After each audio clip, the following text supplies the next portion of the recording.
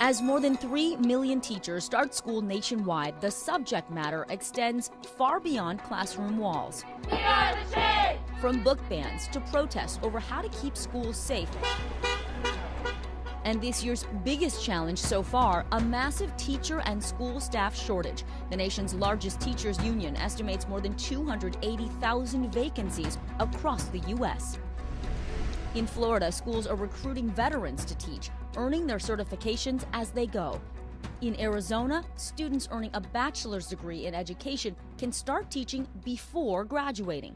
It seems like every district's just putting a Band-Aid over a bullet wound. We sat down with teachers from New York and New Jersey. Nick Ferroni and Sari Beth Rosenberg teach history. Eric Williamson, a music teacher. Patty Guerra Frazier teaches Spanish. From 5 years to more than 20 years working with students, these educators want you to know what it's like to teach right now.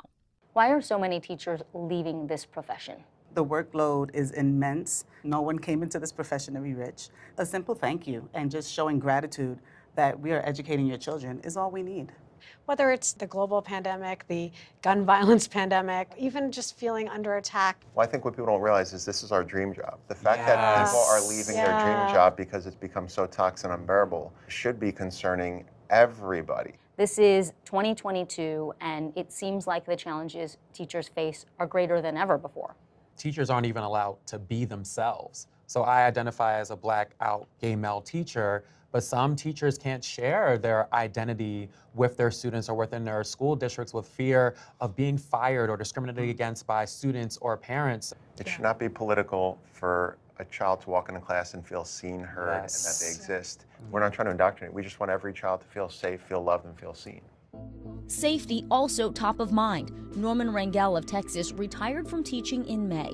He says in March of 2018, after the school shooting in Parkland, Florida, he got approval from the school and parents to train and carry a concealed firearm in class. When those shootings took place, every student came to my mind.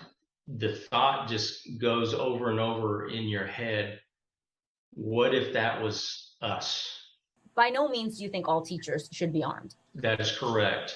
I don't think that it's something that should be forced on anyone. For me, I would say school's a sanctuary. If we're at the point where we're even questioning whether a teacher should carry a gun, we should reevaluate society, not reevaluate schools. Protect our kids! As for politics and education, I mean, you look in the 60s, teachers were called communists because we open minds. People in power do not like an independent, critically thinking group of people. despite their diverse experiences, they say the kids are what inspired them to start teaching, and they're the reason they still do. The proof is in the pudding with Gen Z. They have so much access to information. They're sharing their voice. There's a major shift and change happening because these kids are not selling for anything. They're holding us accountable. So guess what's going to happen when they're adults?